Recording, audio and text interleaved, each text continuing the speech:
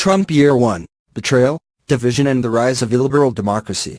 In Donald Trump's first year since being elected, he has associated the presidency with the powers of rescindment. The progression of creating policy, constructing coalitions to support the policy and mobilizing stakeholders to build a majoritarian consensus to pass legislation is non-existent. Using Twitter to formulate policy positions, Trump is engaging in electronic guerrilla warfare, negating traditional procedures related to open debate. He has demonstrated no respect for democratic principles, denigrating institutions meant to uphold the rule of law, equality of opportunity and the expansion of individual rights. In only 1 year, Trump has taken the U.S. toward the precipice of illiberal democracy. Vulgarizing traditional norms in political culture, Trump has instituted reckless, reactionary use of executive power and a decision-making style based on spite, vendetta and catering to an electoral minority. Without a strategic vision, unpredictability has become the new norm in the executive branch. The result has been an incoherent, erratic communication process, where the Republican Party, Trump's inner circle of advisers, and the Democratic minority are left to interrupt Trump's incongruent, often nonsensical messaging. In the 2016 election, Trump campaigned to create a government committed to the interests of the working and middle classes. In his inaugural address he stated, "Every decision on trade, on taxes, on immigration, on foreign affairs will be made to benefit American workers and American families." However, the administration has shown this commitment to be empty rhetoric.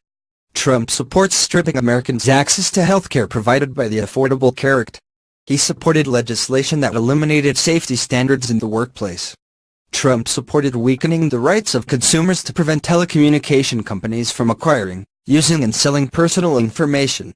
He supported Mike Pence's tie-breaking vote in the Senate to overturn a rule allowing consumers to file class action lawsuits against banks and other financial institutions.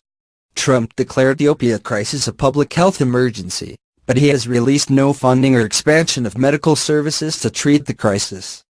Perhaps the greatest blow to working and middle-class families may emerge with Trump's support for Republican tax cuts that benefit plutocrats and large corporations.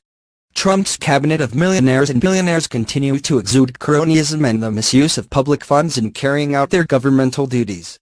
In his first year, Trump used the power of the executive branch to liquidate the accomplishments of his presidential predecessors.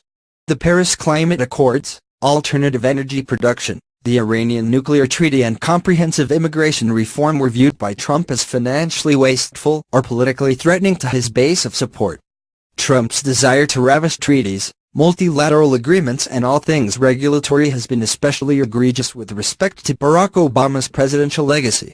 Of course, whitewashing the history of the executive branch plays well with Trump's core supporters, and in the Trump presidency, catering to the base, no matter how small, is sacrosanct. Political rage, cynicism and innuendo fuel Trump's authoritarian impulses. These impulses will likely become more prevalent. As the Russian collusion investigation encircles Trump, he will be tempted to use executive branch power to end the investigation. The October 31st attack in New York has reignited his desire to implement anti-constitutional measures against immigrants.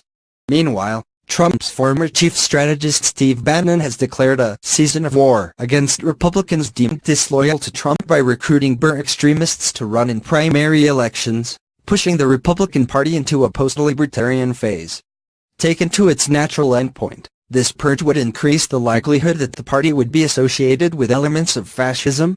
Aside from Trump's acidic temperament and unwillingness to stay on message, his administration is unique in modern politics for avoiding calls for national unity. Presidential scholar Robert Dallek has observed that Trump doesn't seem to care about winning majority support. Trump rejects the defining elements of U.S. democracy, racial, ethnic and religious pluralism, although imperfect in application, has been critical to creating a vibrant and relatively peaceful Commonwealth. In its place, Trump has set into motion dangerous notions of the U.S. as a Volk defined by whiteness, privilege, wealth and evangelical Christianity. Trump has turned the ideal of pluralist unity on its head, unleashing racism, misogyny and ethnocentrism that foster societal fragmentation.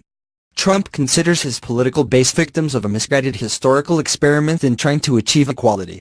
As such, Trump has betrayed one of the U.S.'s greatest strengths, the capacity of a unified pluralistic society working toward expanding and refining democratic ideals. Edward Luce writes in The Retreat of Western Liberalism that Trump's animating spirit is to make a demoralized American middle class feel better about itself. His goal is to channel rage, not cultivate knowledge. In so doing, he has license to indulge his most authoritarian impulses. During the 2016 election, Trump campaigned as the ultimate Washington outsider who would drain the swamp of political elites that had ignored the hopes and dreams of the U.S.'s working class. With his first year nearly complete, Trump has betrayed the working class and ignored the interests of the middle class, focusing his political efforts on enriching corporate U.S. and plutocrats. Not surprisingly, a heightened sense of political discontent among U.S. voters has emerged. A Washington Post/University of Maryland poll conducted between September 27 and October 5 suggests 7 in 10 Americans feel distrust of democracy has deepened, and divisions in U.S. society are as severe as they were during the Vietnam War. 6 in 10 respondents felt Trump is making the U.S. political system more dysfunctional. 45% of the respondents felt Trump was undermining the U.S.'s core values. 36% claimed they are not proud of the way democracy works in America, twice the number who responded this way in a 2014 poll. What then must be done? A progressive, energized majority is the most powerful line of defense against the simmering flame of sectarianism that Trump is creating. The 2018 midterm elections should be a clarion call to stop the U.S.'s descent into autocracy. To save democracy, the majority must reject the specter of Trumpism,